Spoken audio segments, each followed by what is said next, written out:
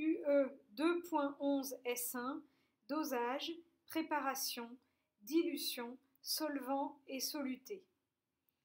À l'hôpital, l'infirmier a la charge d'administrer les médicaments aux patients après leur prescription sur une ordonnance par le médecin et leur dispensation par le pharmacien.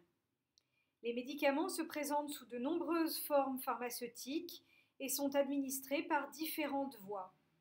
Le médicament prescrit nécessite souvent d'être reconstitué ou dilué avant son administration, ce qui implique une connaissance parfaite des calculs de dose de la part de l'infirmier.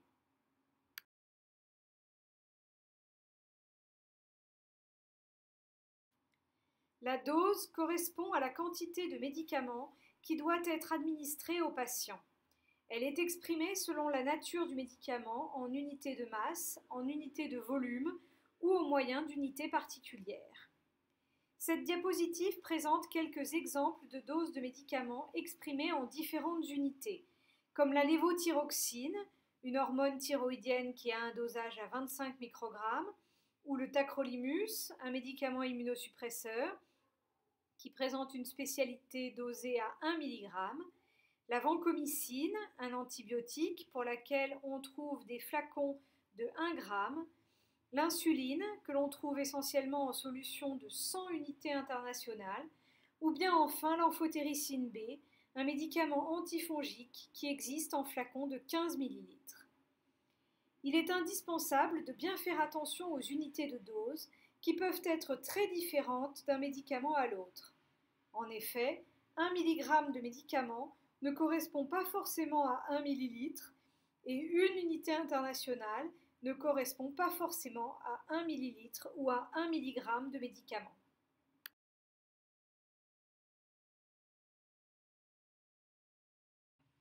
Plusieurs grandeurs de doses peuvent être définies. Tout d'abord, la dose unitaire, qui correspond à la dose prise en une fois. Elle peut comporter une ou plusieurs unités thérapeutiques. Par exemple, 2 gélules à prendre en une fois correspondent à une seule dose. La dose efficace, qui est la dose minimale qui va traiter au mieux la maladie, et la dose maximale correspond à la dose à ne pas dépasser pour éviter les effets indésirables. Enfin, la dose toxique correspond à la dose qui produit des effets toxiques pour le patient et qu'il ne faudra surtout pas atteindre.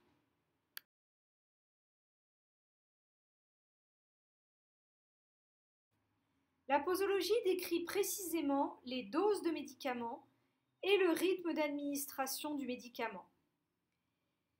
La posologie décrit les doses de médicaments, c'est-à-dire donc la quantité de médicaments à administrer, soit en unité de prise, par exemple un comprimé, soit en unité de masse ou en unité de volume, par exemple des milligrammes ou des millilitres.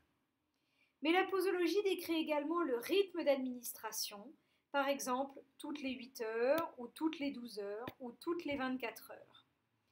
Les posologies sont souvent calculées en fonction de l'âge ou du poids des patients, particulièrement en pédiatrie. Le prescripteur peut être amené à adapter la posologie du médicament en fonction de l'état du patient, par exemple chez un insuffisant rénal, un patient obèse ou une personne âgée, ou bien en fonction d'éventuelles interactions médicamenteuses.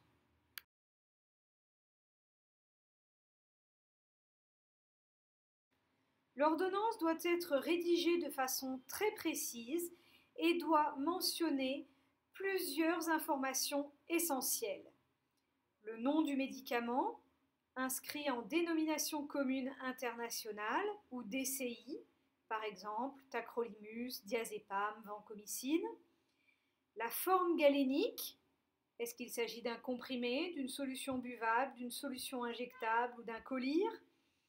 La posologie, c'est-à-dire la dose de médicament et le rythme d'administration, par exemple 1 mg par jour ou 100 unités internationales toutes les 8 heures. Le mode d'administration, par exemple voie orale, intraveineuse, intramusculaire, voie cutanée. Et la durée de traitement si elle est connue. Pour les médicaments utilisés par voie parentérale, l'ordonnance devra en plus préciser le volume de perfusion, est-ce qu'il s'agit de perfuser 500 ml, 1 litre de médicament, le début de perfusion, par exemple 20 gouttes par minute ou 50 ml par minute, et enfin la durée totale de la perfusion, par exemple 2 heures, 24 heures, etc.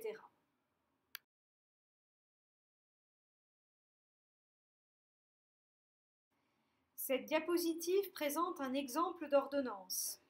On y trouve des informations pré-imprimées concernant le prescripteur, comme son nom, sa fonction, son numéro de téléphone, la date de rédaction de l'ordonnance et des informations concernant le patient, notamment son nom, son prénom, sa date de naissance ou son âge, ou son poids, et enfin la signature du prescripteur.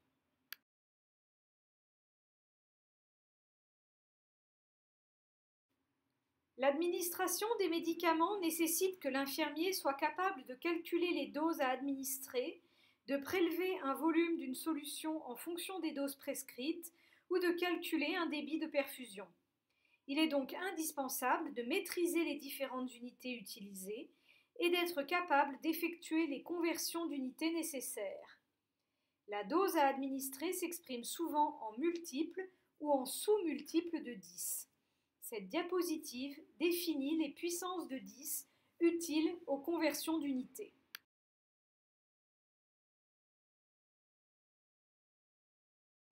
Les doses de médicaments étant fréquemment exprimées en unités de masse, il est indispensable de bien connaître les multiples et les sous-multiples du gramme.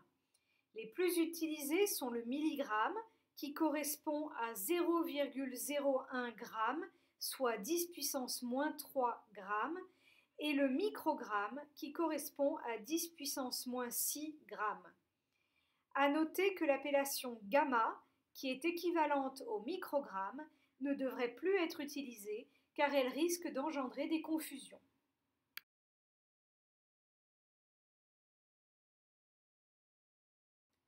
Pour la mesure des volumes de médicaments, on utilise soit les mesures de capacité, comme le litre et ses sous-multiples, le centilitre et le millilitre, soit les mesures de volume, c'est-à-dire le mètre cube et ses sous-multiples, parmi lesquels figurent le centimètre cube et le millimètre cube. À noter que comme 1 litre correspond à 1 décimètre cube, 1 millilitre correspond à 1 centimètre cube. L'appellation cc pour centimètre cube, qui équivaut à 1 millilitre, ne devrait plus être utilisée, les prescriptions devant maintenant se faire exclusivement en millilitres.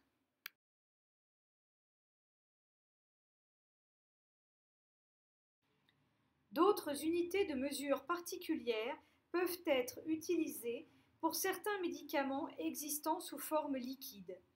On trouve notamment l'unité internationale, UI, qui est une unité de mesure basée sur l'activité biologique mesurée. L'unité internationale est très utilisée pour des médicaments comme les vitamines, les hormones ou les vaccins. Chaque médicament mesuré en UI a une correspondance volumique qui lui est propre. Par exemple, pour l'héparine sodique, 1 ml correspond à 5000 unités internationales. Pour les insulines, en revanche, 1 ml correspond à 100 unités internationales.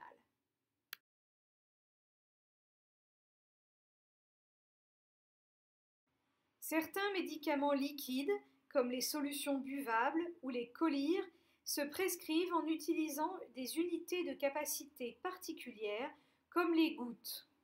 Les gouttes s'expriment en chiffres romains. La diapositive présente les chiffres romains à connaître pour la prescription des gouttes.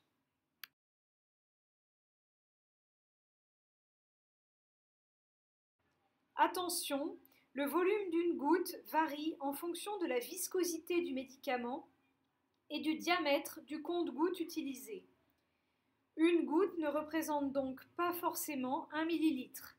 Par exemple, lorsqu'on administre du sérum physiologique, donc du chlorure de sodium à 0,9%, avec un compte-gouttes calibré, 1 millilitre correspond à 20 gouttes de chlorure de sodium.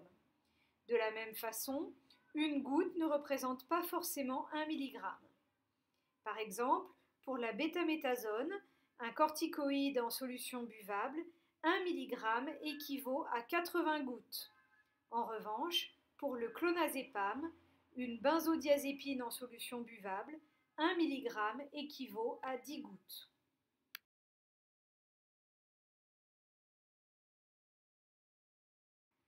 Les sirops, qui sont particulièrement utilisés en pédiatrie, sont administrés avec une cuillère dont la capacité doit être connue. Une cuillère à café a une contenance de 5 ml. Par exemple, la posologie classique de l'amphotericine B en suspension, un médicament antifongique, est de 3 à 4 cuillères à café par jour, c'est-à-dire 15 à 20 ml de médicaments par jour. Une cuillère à dessert, en revanche, a une contenance de 10 ml. Et enfin, une cuillère à soupe a une contenance de 15 ml. Ce type d'unité est un peu obsolète à l'heure actuelle, le problème principal étant qu'il y a un grand risque d'imprécision dans la mesure du volume de médicaments. Quand c'est possible, il est donc préférable d'administrer le médicament au moyen de la cuillère mesure fournie avec le médicament par le laboratoire fabricant.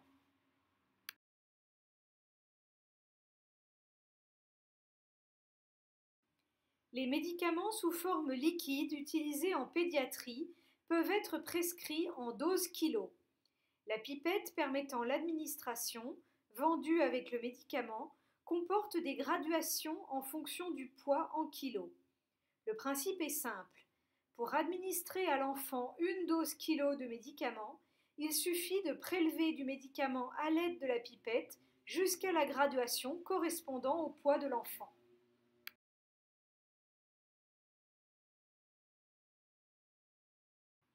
Pour le réglage et la surveillance des débits de perfusion, c'est-à-dire la vitesse d'écoulement d'un volume de médicaments injectables dans le temps, une parfaite connaissance des unités de temps est indispensable.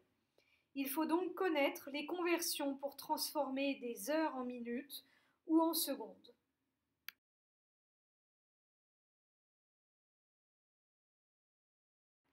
Lors de la préparation d'une administration parentérale, mais aussi orale de forme médicamenteuse liquide, il est souvent nécessaire de calculer le volume à administrer en fonction de la posologie prescrite et du dosage initial de la forme pharmaceutique disponible. Il s'agit souvent de choisir la forme pharmaceutique la plus adaptée en fonction de la prescription. Ces calculs se basent sur une méthode mathématique, le produit en croix, qui permet d'obtenir une inconnue à partir de 3 données. Dans l'exemple donné sur la diapositive, le médecin prescrit 80 mg de fluconazole, un médicament antifongique, en administration intraveineuse. Il existe à la pharmacie de l'hôpital des flacons de 200 mg contenant 100 ml de solution médicamenteuse. Pour calculer le volume de médicament commercial contenant les 80 mg de fluconazole à administrer au patient, il faut poser le produit en croix comme présenté sur la diapositive. Le volume de solution commerciale à prélever est donc égal à 80 fois 100 divisé par 200, soit 40 ml. Il va falloir injecter 40 ml de médicament commercial dosé à 200 mg pour 100 ml.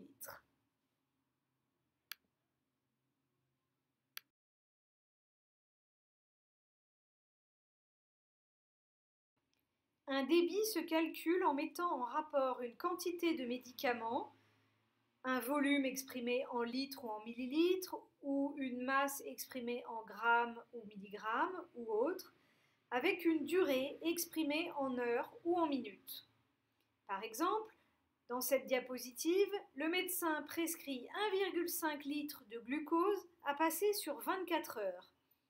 Dans le cas d'une perfusion standard, 1 millilitre correspond à 20 gouttes.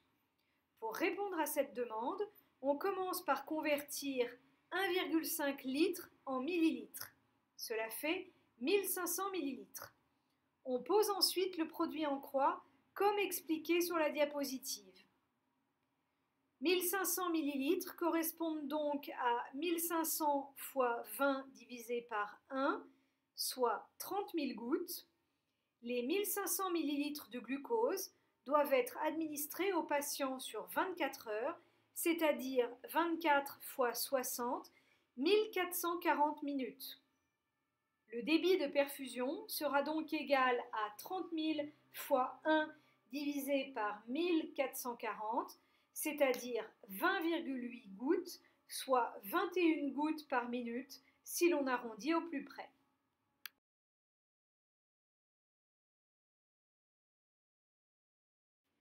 La posologie précise donc la quantité et le rythme d'administration des médicaments. Il est primordial d'être vigilant sur les unités de manière à éviter les erreurs de calcul et donc les erreurs dans l'administration des médicaments. L'administration des médicaments en général et des médicaments injectables en particulier impose souvent des conversions d'unités de mesure, des calculs de dose et des calculs de débit. Tous ces calculs doivent être faits soigneusement et attentivement vérifiés car ils conditionnent la bonne administration des médicaments aux patients. Voyons maintenant les modalités de préparation des médicaments.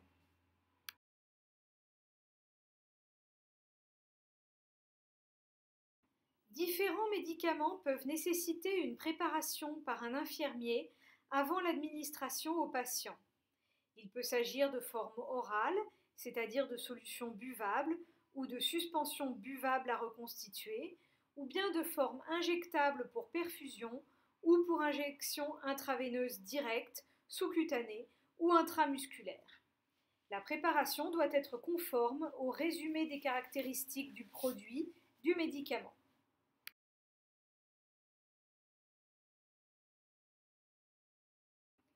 Les formes orales de médicaments contiennent soit le médicament sous forme liquide prêt à l'emploi, comme un sirop par exemple, soit sous forme lyophilisée, c'est-à-dire une poudre à reconstituer. Pour les médicaments disponibles en forme à usage multiple, il est primordial d'inscrire la date d'ouverture et la date limite d'utilisation sur l'emballage. Il est conseillé, à la fin d'un traitement, de ne pas conserver ces médicaments entamés. En effet, les ouvertures ou fermetures multiples ne favorisent pas une bonne conservation du médicament. Il est également essentiel de bien veiller à respecter les modalités de conservation des médicaments. Pour les médicaments à conserver à l'abri de la lumière, le stockage doit être adapté. En général, il se fait en flacons de verre brun dans le conditionnement original fourni par le fabricant. Pour les médicaments à conserver à 4 degrés, le stockage doit se faire dans un réfrigérateur dont la température est contrôlée.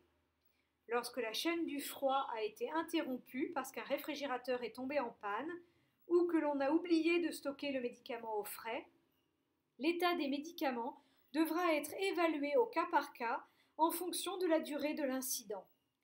Pour certains médicaments, le stockage au frais est conseillé, mais celui-ci n'est pas obligatoire pendant la durée d'utilisation du médicament. La décision de conserver ou de jeter le médicament devra être prise en accord avec le pharmacien hospitalier. Il est toujours préférable d'utiliser des formes à usage unique plutôt que des formes à usage multiple quand c'est possible.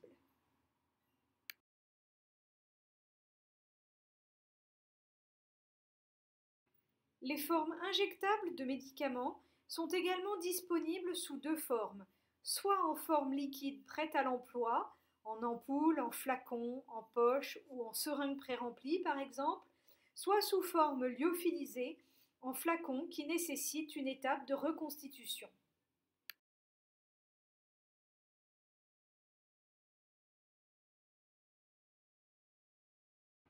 Cette diapositive et la suivante présentent des exemples de résumé des caractéristiques du produit décrivant les modalités de préparation de deux médicaments en vue d'une administration par voie parentérale. La première diapositive présente l'exemple de la ceftriaxone, qui est un médicament antibiotique, et la seconde, l'exemple du belatacept, qui est un médicament immunosuppresseur. Le résumé des caractéristiques du produit décrit, entre autres choses, les solvants qui peuvent être utilisés pour dissoudre le médicament.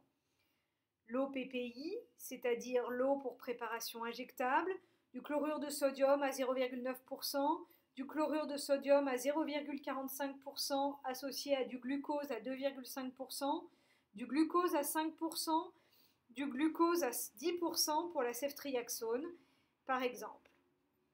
Il peut être intéressant de disposer de plusieurs solvants possibles de manière à pouvoir adapter le choix du solvant à la pathologie du patient. On évitera par exemple de reconstituer la ceftriaxone dans du glucose à 10% si le patient est diabétique.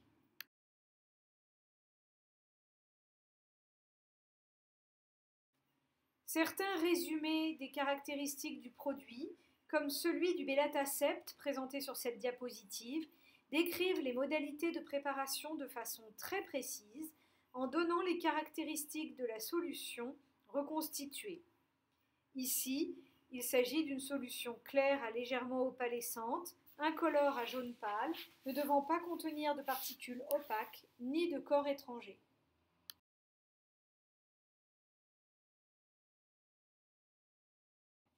Les préparations de médicaments doivent être faites extemporanément, c'est-à-dire que le délai entre la préparation et l'administration doit être le plus court possible et, si possible, inférieur à 30 minutes pour garantir la stabilité du principe actif et éviter le risque infectieux. La préparation se déroule en plusieurs étapes: vérification de la conformité de la prescription, organisation du plan de travail, vérification des produits, préparation du médicament proprement dite et enfin identification de la préparation.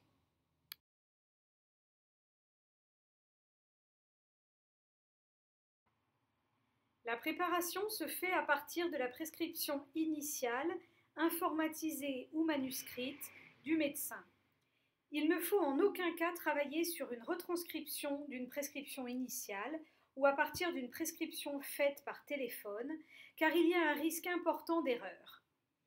L'infirmier doit vérifier la conformité de différents éléments sur la prescription: le nom et le prénom du patient, le poids et la surface corporelle, lorsque la posologie est prescrite en fonction du poids ou de la surface corporelle, la dénomination du médicament, puisque les médicaments doivent être prescrits en dénomination commune internationale, ou DCI, la forme galénique, la dose et l'horaire d'administration, et la voie d'administration. S'il s'agit d'un médicament injectable, le médecin doit préciser les modalités de dilution et la vitesse et la durée de la perfusion. À partir de ces éléments, l'infirmier va calculer les volumes à prélever en fonction de la dose à administrer. Il peut être utile de demander à une autre personne du service de vérifier les calculs en cas d'hésitation. En cas de doute sur la prescription, parce que la prescription est incomplète par exemple, ou parce que la prescription n'a pas été signée par le médecin, qu'il manque le dosage du médicament, que la prescription est peu lisible, que l'on a un doute sur le nom du patient, qu'il y a une suspicion d'interaction médicamenteuse ou de contre-indication par exemple, il faut demander une vérification au médecin avant de commencer la préparation.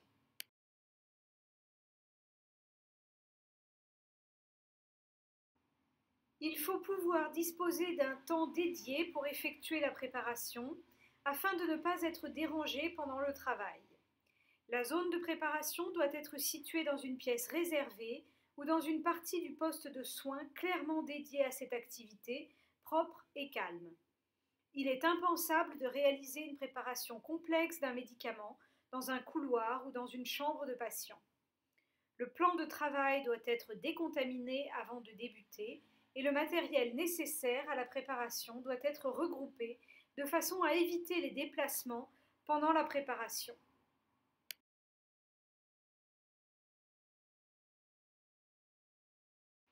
Avant de démarrer la préparation, l'infirmier doit vérifier qu'il a bien à sa disposition le bon médicament, le bon soluté de reconstitution et le bon soluté de dilution, que les produits ne sont pas périmés, que l'emballage est intègre, que l'aspect du médicament est conforme, il doit s'agir d'une solution limpide qui ne doit pas avoir de coloration suspecte.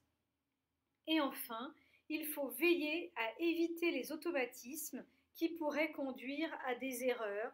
Par exemple, se baser sur la couleur des ampoules pour s'assurer qu'on a pris le bon médicament au lieu de lire l'étiquette.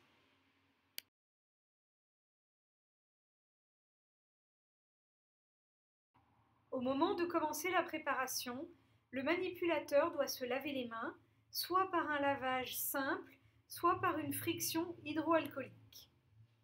Il est préférable de manipuler les médicaments avec des gants. Les protecteurs de stérilité des flacons, des poches et des seringues doivent être enlevés au dernier moment pour éviter de contaminer les produits.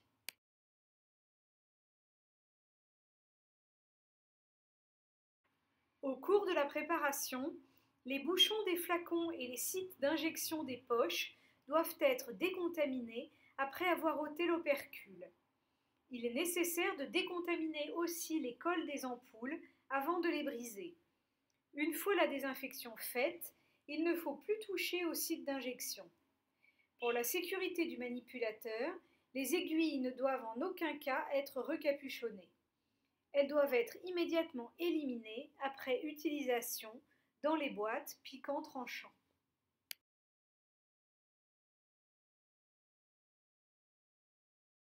En cas de doute sur l'asepsie de la préparation, il faut tout jeter et recommencer la préparation pour éviter le risque d'infection, même s'il s'agit d'une préparation d'antibiotiques.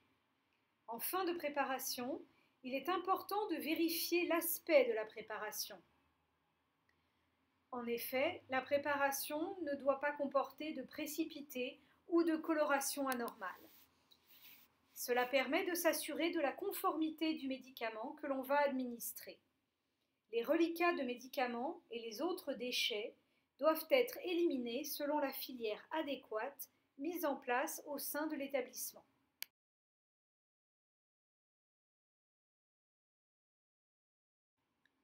La préparation doit être étiquetée immédiatement et quelques règles doivent être respectées. Il ne faut jamais écrire directement sur une poche de médicament, mais sur une étiquette collée sur la poche, car si la poche est légèrement humide, cela peut entraîner une migration de l'encre qui rendra illisibles les inscriptions.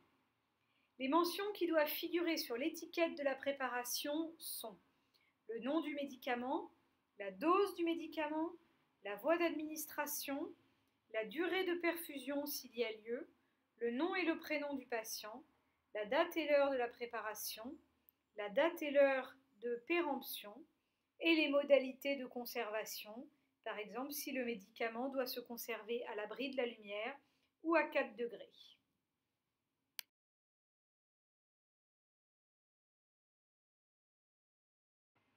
Des précautions particulières doivent être prises pour la manipulation de certains produits, comme les médicaments cytotoxiques.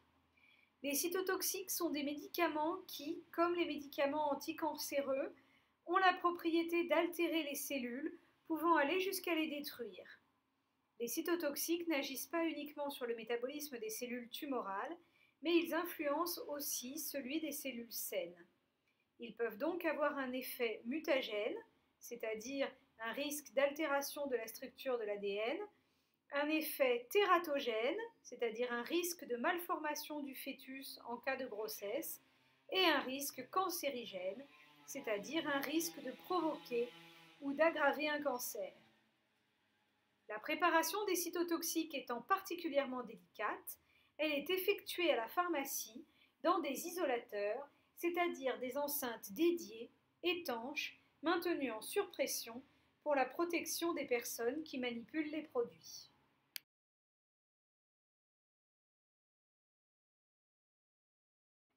Des précautions doivent être prises par le personnel infirmier lors de la manipulation des cytotoxiques dans les services de soins, qu'ils soient administrés par voie injectable ou par voie orale.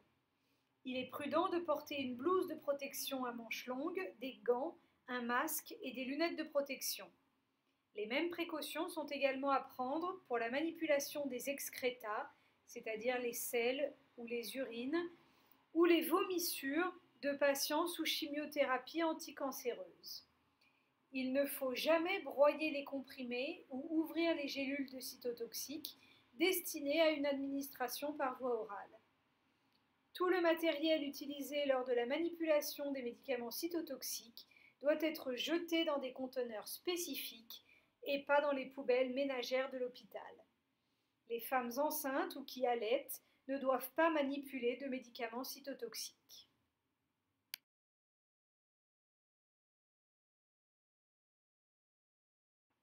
La préparation des médicaments doit donc toujours être conforme aux modalités décrites dans le résumé des caractéristiques du produit. Différentes étapes sont essentielles au cours de la préparation des médicaments. La vérification de l'ordonnance, le respect des conditions d'hygiène de la préparation et l'identification de la préparation. Enfin, la manipulation de certains médicaments, comme les anticancéreux, présente un risque élevé. Des précautions particulières sont donc à respecter impérativement. Pour finir, nous allons nous intéresser maintenant à la notion de dilution, de solvant et de soluté.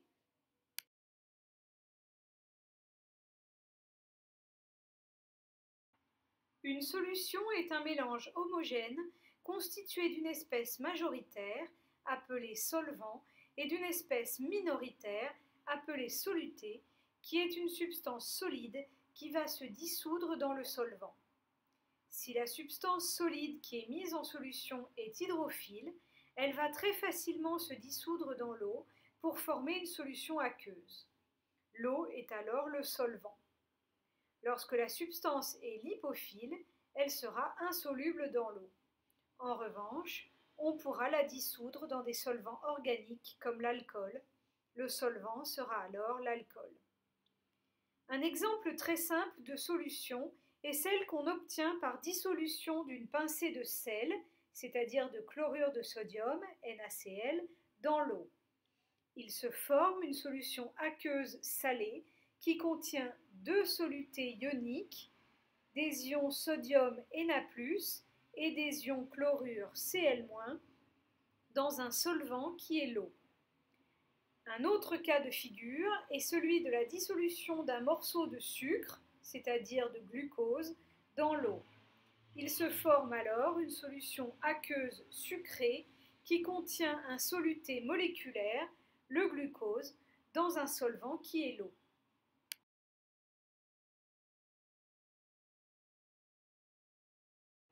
Un certain nombre de solutions, principalement des solutions aqueuses, sont utilisées comme médicaments. La caractéristique principale de ces solutions est leur concentration, qui désigne la proportion de soluté présente dans le solvant. Elle peut s'exprimer de différentes façons. La concentration massique, qui est la concentration exprimée en grammes par litre ou en milligrammes par litre.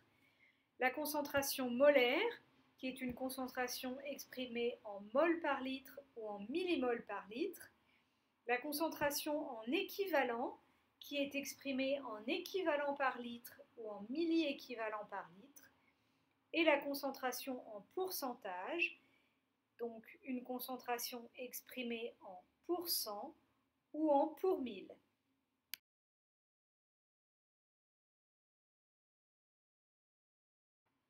La concentration massique désigne la quantité de soluté exprimée en masse, donc en grammes ou en milligrammes, contenue dans un volume de solvant exprimé en litres ou en millilitres.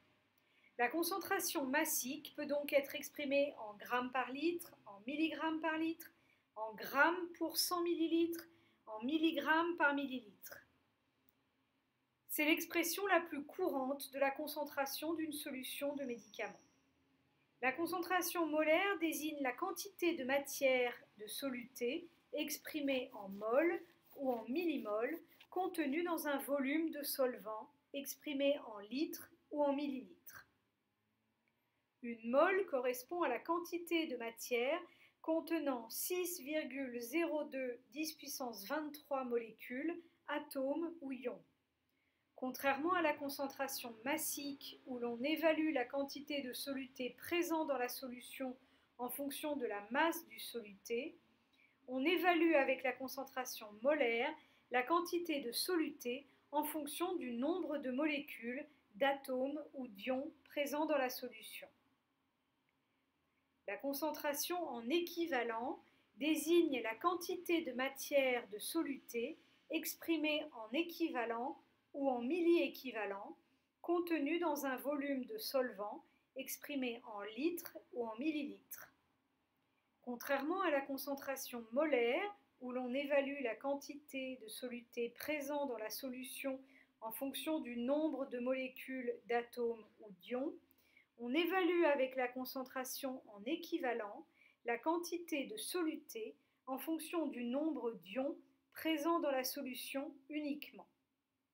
Ce mode d'expression de la concentration est utilisé essentiellement pour les solutés ioniques.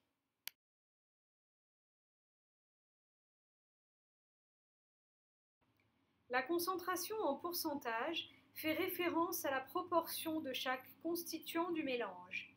Elle s'exprime de 4 façons possibles. La concentration en pourcentage masse-masse, qui correspond au nombre de grammes de soluté dans 100 grammes de solvant. La concentration en pourcentage masse-volume, qui correspond au nombre de grammes de soluté dans 100 ml de solvant. La concentration en pourcentage volume-volume, qui correspond au nombre de millilitres de soluté dans 100 ml de solvant. Et la concentration en pourcentage volume-masse, qui est la concentration qui correspond au nombre de millilitres de soluté dans 100 grammes de solvant. Lorsqu'on parle d'une solution aqueuse, les choses se simplifient, puisque la concentration masse-volume est équivalente à la concentration masse-masse, et la concentration volume-volume est équivalente à la concentration volume-masse. Cela est dû au fait qu'un litre d'eau pèse 1 kg, ce qui implique qu'un gramme d'eau est équivalent à 1 millilitre d'eau.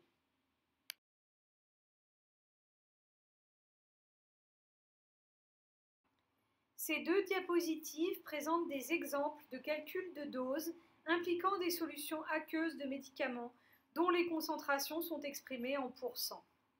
Dans le premier exemple, on cherche à administrer 15 mg de morphine à un patient à partir d'une solution de morphine dont la concentration est de 1%. Quand aucune précision particulière n'est donnée sur le conditionnement extérieur du médicament, il s'agit classiquement d'une concentration masse-volume.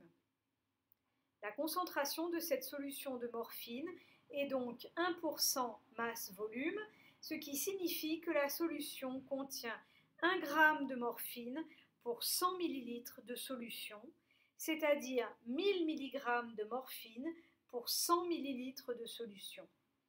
En divisant tout par 100, on constate que cette solution contient 10 mg de morphine pour 1 ml de solution.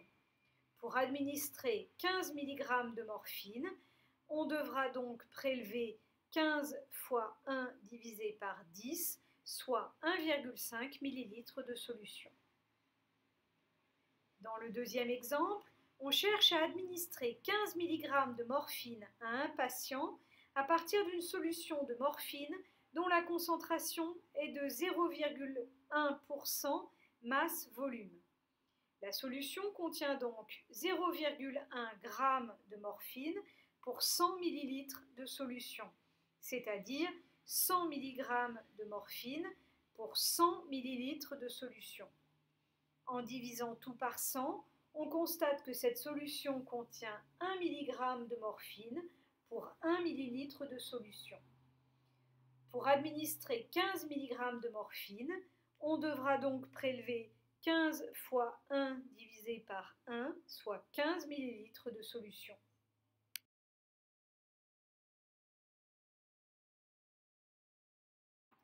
Dans ce troisième exemple, on cherche à déterminer la quantité de principes actifs présents dans un flacon de 250 ml de glucose 5% masse-volume. Cette solution contient donc 5 g de glucose pour 100 ml de solution, c'est-à-dire 12,5 g de glucose pour 250 ml de solution. Dans le quatrième exemple, on cherche quelle est la quantité de principes actifs contenue dans un flacon de 1000 ml de chlorure de sodium 0,9% masse-volume. Le flacon contient 0,9 g de chlorure de sodium pour 100 ml de solution. Donc dans ce flacon de 1000 ml, il y a 9 g de chlorure de sodium.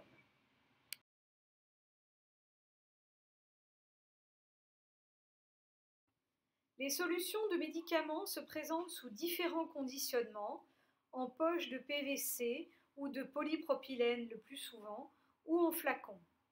La composition des poches ou des flacons a son importance, car elle peut être à l'origine d'interactions contenant-contenu.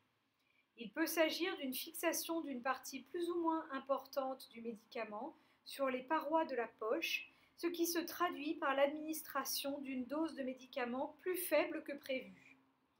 Par ailleurs, une migration d'un ou plusieurs constituants des matériaux de la poche dans la solution médicamenteuse est aussi possible. Un cas très connu est l'un des matériaux utilisés pour la plastification du PVC, qui peut migrer dans les solutions de certains anticancéreux, comme le paclitaxel. Cela pose bien évidemment la question de la toxicité éventuelle de ces produits.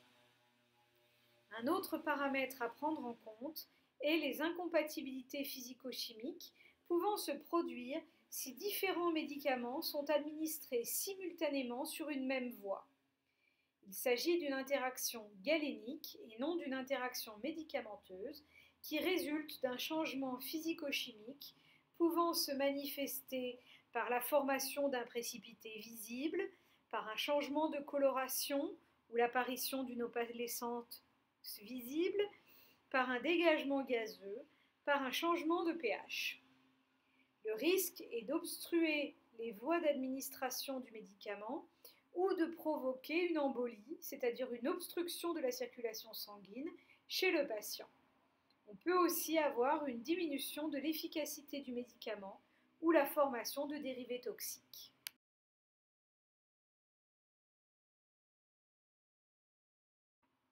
Un certain nombre de solutés injectables sont utilisés en thérapeutique. Les plus employés sont le soluté injectable isotonique de chlorure de sodium à 0,9% ou sérum physiologique, les solutés injectables de glucose à 5%, à 10% ou à 30%, et les solutés de bicarbonate de sodium à 1,4% ou 4,2%. Ces solutés servent souvent de véhicule à des médicaments qui doivent être administrés en perfusion.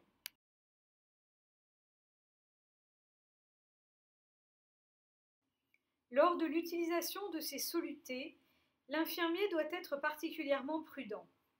Il faut systématiquement lire attentivement les étiquettes et ne jamais se fier au code couleur attribué aux solutés afin d'éviter de tomber dans des automatismes. En effet, les conditionnements extérieurs de différents solutés peuvent être très proches, comme vous pouvez le voir sur les photos présentées sur la diapositive, et peuvent induire des erreurs. De plus, les changements de fournisseurs sont fréquents à l'hôpital. Les changements d'étiquetage et les changements d'expression de la dose sont fréquents chez les fournisseurs, ce qui peut être à l'origine d'erreurs médicamenteuses graves en cas de lecture partielle des étiquetages par l'infirmier. Un exemple d'erreur d'administration est présenté en bas de la diapositive.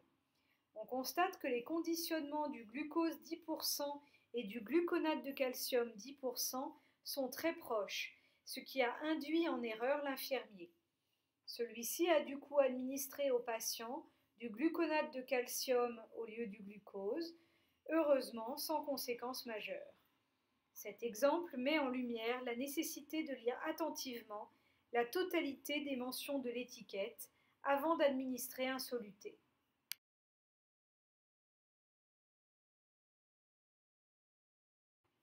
plus on ajoute de solvant à une solution de médicament, plus la concentration de ce médicament va diminuer, puisque la quantité de principe actif reste la même et que le volume de solvant augmente. La dilution est donc une opération permettant d'obtenir une solution finale de concentration inférieure à celle de départ, soit en rajoutant du solvant, soit en prélevant une partie de la solution et en complétant avec du solvant. Cette dernière solution présente l'avantage de garder, pour la solution finale, le même volume que la solution initiale. La dilution est exprimée par son facteur de dilution, c'est-à-dire un rapport correspondant à un nombre de volumes de médicaments pour un nombre de volumes de solution totale. Par exemple, une solution au 1 centième signifie qu'il y a dans cette solution 1 ml de médicament pour 100 ml de solution totale.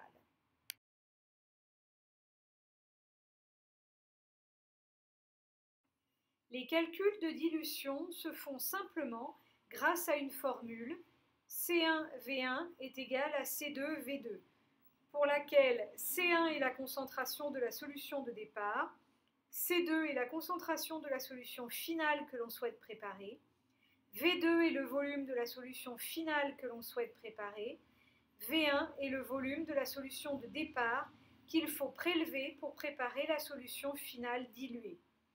V1 est donc l'inconnu du calcul. Attention, comme pour tout calcul, les calculs de dilution doivent se faire avec des unités de concentration et de volume identiques pour la solution de départ et la solution finale.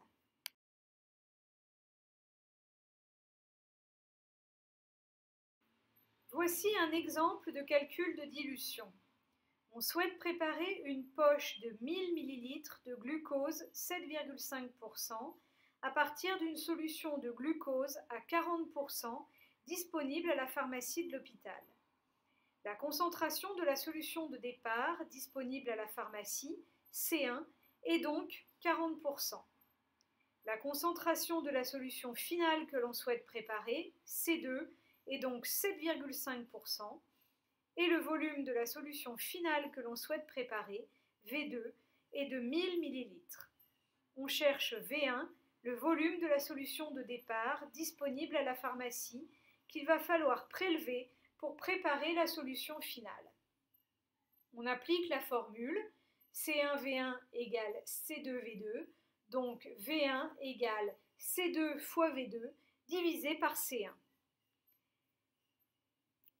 Cela signifie que V1 est égal à 7,5 fois 1000 divisé par 40, c'est-à-dire 188. Il va donc falloir prélever 188 ml de la solution de départ disponible à la pharmacie et compléter la poche avec de l'eau pour préparation injectable jusqu'à un volume de 1000 ml.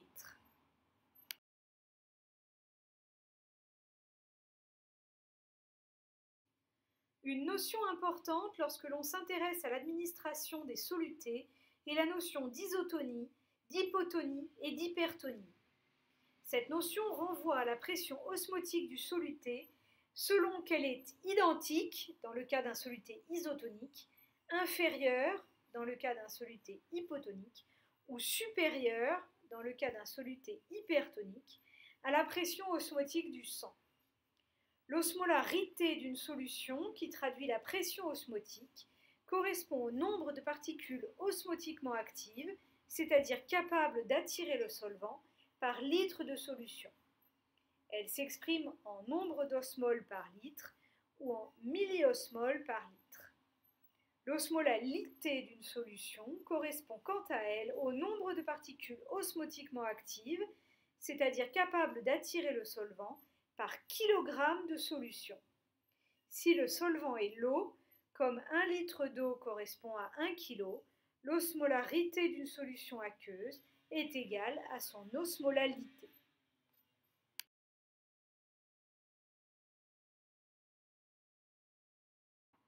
On a coutume de classer les solutés administrés en thérapeutique en fonction de leur osmolarité comparée à celle du plasma. L'osmolarité du plasma étant de 300 milliosmoles par litre, On distingue donc des solutés isotoniques ou isoosmolaires, dont l'osmolarité est équivalente à celle du plasma, c'est-à-dire 300 milliosmoles par litre, des solutés hypotoniques ou hypoosmolaires, dont l'osmolarité est plus faible que celle du plasma, et des solutés hypertoniques ou hyperosmolaires, dont l'osmolarité est plus forte que celle du plasma.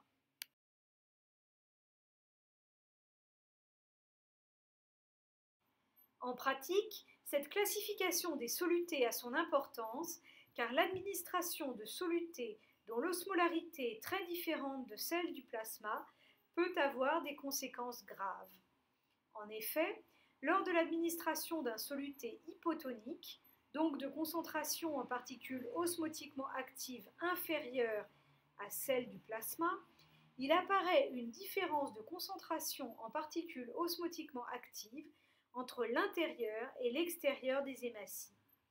Le milieu intérieur des hématies est plus concentré en particules osmotiquement actives que le plasma lui-même, ce qui attire l'eau du plasma à l'intérieur des hématies et provoque un gonflement des hématies pouvant aller jusqu'à l'éclatement.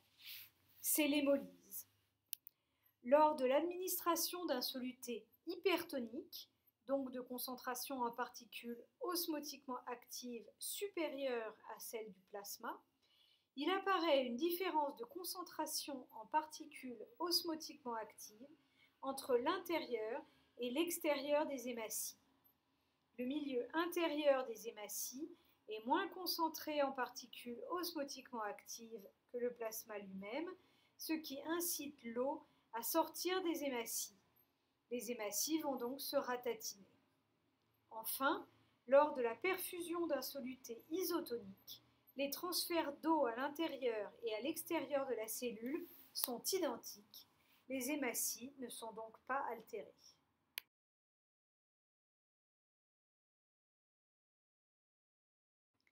Les solutions utilisées en perfusion sont le plus souvent isotoniques au sang. Les solutions hypertoniques ne sont employées que dans certains cas particuliers.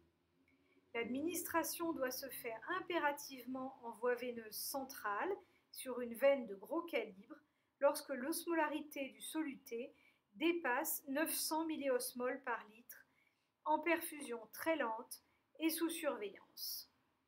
Les solutions hypotoniques ne doivent jamais être administrées.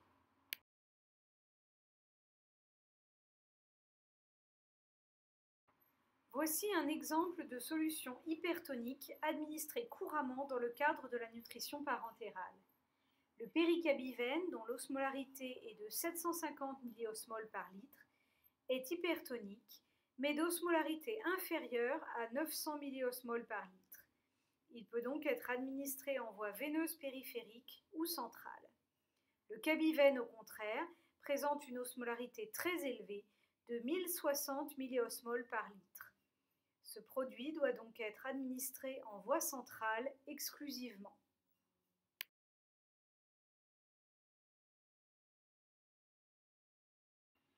Beaucoup de médicaments existent en solution aqueuse pour lesquels la concentration de la solution est le paramètre principal à maîtriser.